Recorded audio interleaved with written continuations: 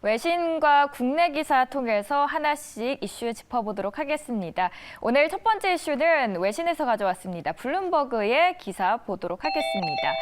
US Consumer Confidence Rise, 미국의 소비자 신뢰도 계속 오르다라는 헤드라인입니다. 지속적으로 타이트한 노동시장과 인플레이션 하락으로 인해서 미국의 소비자 신뢰 지수는 7월 2년 만에 최고치를 기록하면서 단기적으로 경제 전망을 강화했습니다. 킥박스 보도록 할게요. 그렇다고 계속 낙관적인 건 아닙니다. 화요일에 발표되었던 컨퍼런스 보도의 설문조사를 보니까 경제는 아직 회복세를 벗어나지 못하고 있다라고 이야기합니다. 소비자들은 연준이 금리를 대폭 인상한 이후에도 내년 경기 침체를 여전히 우려하고 있기 때문입니다. 실제로 6개월 내에 자동차나 주택을 구매한 계획이 있는 소비자는 증가했습니다. 반면에 냉장고나 세탁기 같은 이 주요 가전제품을 구매할 수 있는 계획이 있는 소비자는 감소했습니다. 여기에다가 또 여행과 레크리에이션 등 재량적인 서비스에 대한 지출을 줄이겠다라는 응답자도 계속 늘어나고 있는 상황입니다. 이런 현상들은 가장 빠른 속도로 증가했던 소비자 지출이 평준화되고 있다라는 경제학자들의 견해를 뒷받침합니다. 그럼에도 불구하고 이번 조사, 올해 경제가 경기 침체를 피할 수 있다라는 낙관론을 불러오고 있습니다. 일단 크레딧 유니언의 기업 경제학자는 소비자 신뢰도는 상승했는데 소비자 지출은 분명히 평준화되고 있다라는 점을 지적하면서 이번에 확장 국면에서 이례적인 소용돌이에 빠져 있는 것 같다라고 말합니다. 다시 말해서 낮은 인플레이션으로 인해서 신뢰도가 급상승했는데 미국인들은 조심스러워져서 지출을 줄이고 저축을 더 늘리고 있다라고 보고 있습니다. 노동시장과 주택의 연관성도 함께 볼까요? 노동시장이 여전히 회복세를 보이면서 주택에 대한 수요가 다시 증가하고 있습니다. 한편 많은 주택 소유자는 5% 미만의 이자율로 모기지 대출을 받고 있어서 주택을 시장에 내놓을 유인이 줄어들고 있다라는 거죠. 여기에 대해서 블룸버그는 낮은 재고와 놀라울 정도로 탄력적인 주택 수요가 있다 보니까 주택 가격이 안정적이거나 상승세를 유지하고 있는데 문제는 올해 말부터 더 많은 재고가 공급되기 시작하면서 많은 지역에서 가격 상한선에 도달할 것이고 결과적으로 본다면 주택 가격의 바닥은 시장에서 이 W자형 패턴의 전반부에 불과할 수 있다라고 경계를 합니다. 그림 하나 보도록 할게요. 차트인데요. 오늘 소비자 신뢰지수에 대한 이야기입니다. 빨간색이 예상이고요. 진짜 실제로 지금 현재를 나타내고 있는 게 이 초록색 표입니다. 예상보다 지금 현재 소비자 신뢰지수가 더 많이 상승하고 있다는 걸 표로도 볼 수 있는데 이주택 교수 연결해서 더 자세한 이야기 오늘 알아보도록 하겠습니다. 교수님 안녕하세요. 네, 안녕하세요. 네, 오늘 배경이 더 화려하게 바뀌셨는데 밖에보다 안에 내부에 계시네요, 오늘은. 예, 밖에 지금 비가 갑자기 내리기 시작했습니다. 한 2시 반 정도부터. 아, 그래서 이렇게 오늘은 실내에 계시군요. 또 색다른 분위기라서 더 좋아 보이는데 오늘 먼저 질문부터 한번 해보도록 할게요. 다우가 12일 연속적으로 지금 상승을 하고 있고 나스닥을 포함해서 주식시장이 어느 때보다 뜨겁다라고 느끼고 있습니다. 오늘 일단 시장을 이끌었던 요인, 포인트부터 하나씩 체크를 해보도록 할게요. 예, 오늘 오른 이유는 나스닥 100이 리밸런싱을 어제부터 이제 효력을 발휘해서 끝냈죠. 그래서 지지난주부터 한 2주 정도 영향을 계속 미쳐서 나스닥 100이 좀 대형주 위주로 조금 빠졌었는데요. 어제부터 이제 리밸런싱이 이제 완료가 되니까 예, 다시 대형주들이 다시 상승하기 시작했습니다. 그런 것도 하나의 요인이라고 볼 수 있고요. 그 다음에 오늘 3M하고 GE가 실적이 굉장히 양호하게 잘 나와서 오늘 주가가 6% 이상 또 상승을 했습니다. 자, 그런 것도 또 다우에 영향을 미쳤고요. 그 다음에 오늘 마이크로소프트하고 구글이 실적이 또 잘 나올 것을 기대를 많이 했죠. 예, 그래서 마이크로소프트가 특히 다우에 속해 있기 때문에 이런 것들이 또 주가를 끌어올리지 않았나 그런 생각이 좀 들고요. 그 다음에 연준이 이제 7월 달에 금리 인상을 내일 합니다. 근데 이제 확실하게 올릴 것으로 예상이 됐기 때문에 어느 정도 이제 선반영이 된 게 아닌가 그런 생각도 좀 들고요. 그 다음에 오늘 나온 여러 지수들을 보면 알겠지만은 이제 올해 말에는 이제 마일드 리세션 약간의 연착륙을 하지 않을까 이런 기대감도 좀 있는 것 같습니다. 네, 그렇다면 오늘 외신에서도 나왔듯이 데이터들이 나왔는데 마냥 또 안정감을 주는 것 같지는 않은데 이 지표들을 저희가 어떻게 해석을 해보면 좋을까요? 네, 오늘 지수들이 두 개가 큰 게 나왔습니다. 그래서 컨퍼런스 보드에 소비자 자신감 지수가 나왔고 주택가격 지수가 나왔는데요. 일단은 이 두 지수를 보면은 미국 경기가 아직도 굉장히 강하고 좋다는 것을 보여주고 있습니다. 그래서 오늘 컨퍼런스 보드에 소비자 자신감 지수가 117이 나왔고요. 지난번에 110.1이 나왔는데 그것보다 7이나 상승을 했고 예상도 111.8밖에 한 1포인트 정도 올라갈 거라고 생각을 했는데 7포인트나 올라갔습니다. 그래서 지금 미국인들의 소비자 자신감이 거의 굉장히 높이 지금 유지가 되고 있다 이렇게 생각이 들 수 있고요. 그리고 현재 상황 인덱스라는 게 좀 있습니다. 그래서 이것도 155에서 160으로 올라갔고요.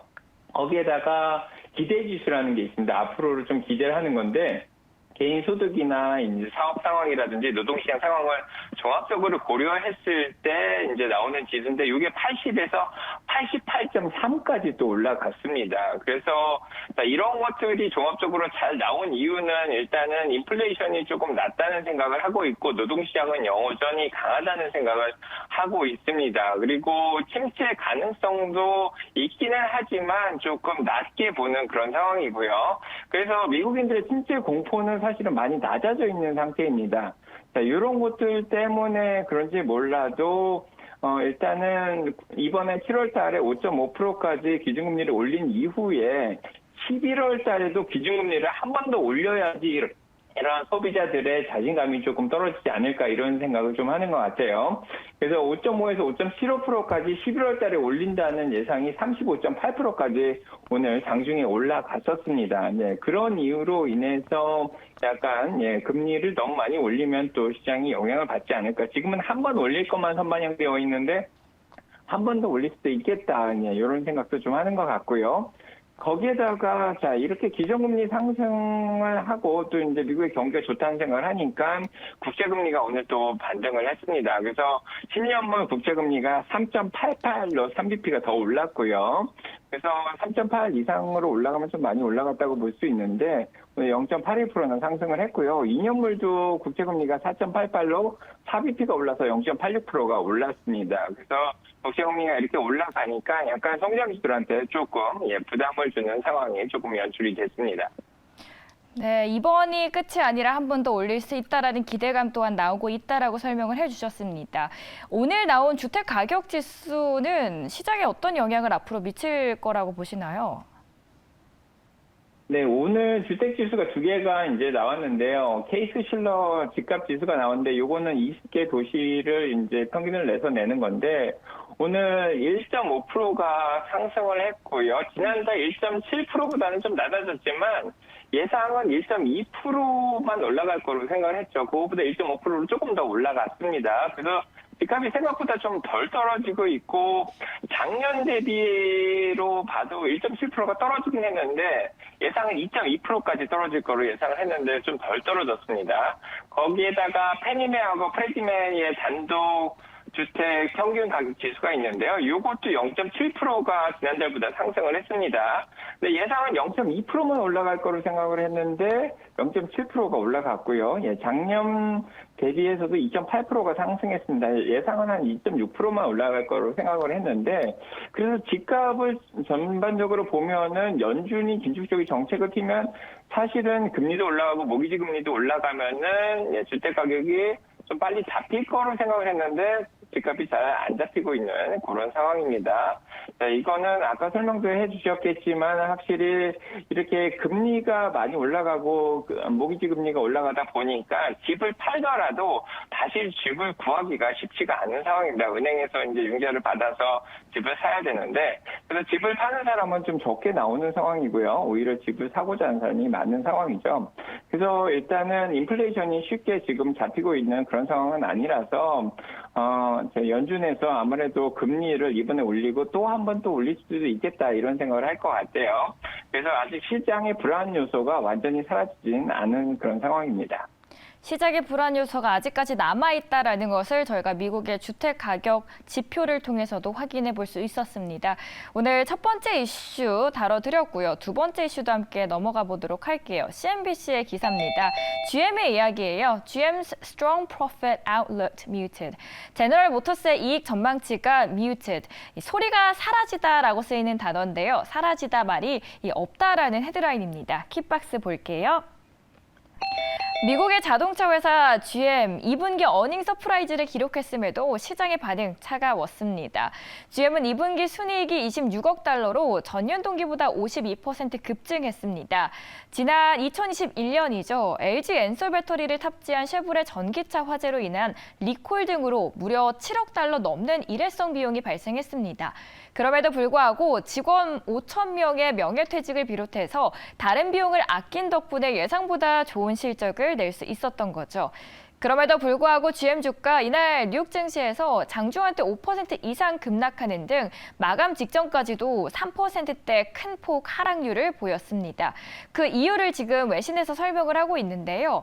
GM이 상반기 북미에서 5만 대의 전기차를 생산해서 자체 목표를 충족했는데 시장 기대에는 미치지 못한 것이 실망감을 안긴 겁니다. 그리고 애널리스트들은 회사의 가격 전략과 전기차의 수익성 지침, 그리고 이전에 발표한 차량 목표 달성 능력에 대한 의문을 제기하고 있습니다. GM 올해 상반기까지 북미 지역에서 5만 대의 전기차를 생산했는데 내부 목표에는 사실 부합했습니다. 그런데 많은 사람들이 예상했던 것보다도 훨씬 느린 속도였다라는 점에서 실망감을 안겨줬던 겁니다. 자, 그렇다면 교수님 통해서 하나씩 짚어보도록 할게요. 일단 GM의 실적부터 이야기를 해볼까요? GM 실적 잘 나왔는데도 주가가 4% 이상 하락을 했습니다. 전기차 섹터에도 아무래도 부정적인 영향을 미치고 있는데 어떻게 살펴보면 좋을까요? 네, 오늘 GM의 실적 발표로 전기차 대부분이 약세를 보인 상황입니다. 테슬라도 오늘 하락을 하였고요. 오늘 GM 실적이 주당 순이익이 1불 9일이 나와서 8센트나 더 잘 나왔고 매출도 447.5억 달러가 나와서 23.9억 달러가 더 잘 나왔습니다.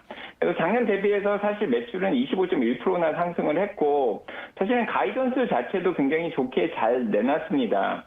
그럼에도 불구하고 오늘 떨어진 이유는 아까도 말씀하셨듯이 GM의 5만 대 전기차 생산이 생각보다 좀 적고요. 중요한 거는 오늘 CEO 메이 베라가 나와서 이제 얘기를 했는데 12V 전기차를 다시 도입하기로 결정을 하였다고 합니다. 그래서 지난번에는 비용 절감을 위해서 사람들도 많이 해고를 하고 월급도 깎고 거기에다가 12V도 이제 더 이상 생산을 하지 않겠다 그런 얘기를 했는데 이번에 다시 12V 전기차를 다시 도입하기로 결정을 했습니다. 그래서 이런 것들이 과연 잘 될지에 대해서 애널리스트들이 의문을 품기 시작했고요. 거기에다가 이번에 전기차 자동화 생산 장비 공급에 좀 문제가 있었다는 또 이런 얘기도 나오고 있는 상황입니다. 그래서 GM이 앞으로 비용을 계속해서 잘 떨어뜨릴지 거기에다가 GM은 또 노동조합까지 있는 그런 상황이라서 이런 노동조합과의 협상이 잘 될 수 있을지에 대해서도 또 의문을 가지고 있는 그런 상황입니다. 그래서 과연 앞으로 이렇게 조금 더 자신감 있게 가이던스를 내놓긴 해놨는데 그 가이던스를 올해 잘 지켜줄지에 대해서 좀 의문을 가지고 있고요. 그래서 이런 것들로 인해서 전기차 전반에 좀 영향을 미쳐서 다른 전기차들도 오늘 주가가 좀 떨어진 상황입니다. 이 외에도 기업들의 실적 발표가 있었습니다. GM 말고 마이크로소프트와 알파벳이 있는데 좋게 나왔거든요. 어떻게 보셨나요? 네, 오늘 마이크로소프트가 실적이 잘 나왔는데 오히려 주가가 조금 떨어졌죠. 그래서 일단은 컨퍼런스 콜에서 이제 어닝 발표를 조금 더 지켜봐야 하긴 하겠지만은 오늘 주당 순이익 2불 6구가 나와서 10%나 더 잘 나왔고 매출도 562억 달러가 나와서 8.3%가 더 증가를 하긴 했습니다. 자, 하지만은 이쪽 클라우드 쪽의 매출이 이제 환율을 이제 고정 환율로 봤을 때 17% 정도밖에 안 올랐죠. 그래서 지금 클라우드 쪽에 상승이 한 20% 이상은 될 거라고 봤는데 조금 적게 나왔습니다. 이런 것들로 인해서 약간의 실망감이 좀 섞여서 오히려 마이크로소프트 주가는 좀 덜 오른 그런 상황입니다. 네, MS 그리고 GM 그리고 마지막으로 마이크로소프트에 대한 이야기 하나씩 짚어주셨습니다. 오늘 좋은 말씀 해주신 이주택 교수님 보내드리도록 하겠습니다. 교수님 오늘 말씀 잘 들었습니다. 네, 감사합니다. 네, 오늘 여러 이야기를 해드렸습니다. 일단 첫 번째로는 실적이 발표되면서 실적 관련된 흐름 하나씩 짚어드렸고요. GM이 실적이 좋았는데 왜 이렇게 주가가 하락하지에 대한 이유들도 하나씩 알아봤습니다. 이 외에도 오늘 장 다우존스가 12거래 연속 상승을 하고 있는데요. 이 훈풍이 오늘 우리 시장까지 쭉 퍼지길 바라는 마음으로 마치도록 하겠습니다. 지금 시청해주신 여러분 고맙습니다. 저희는 내일 또 이 시간에 다시 찾아뵙도록 하겠습니다.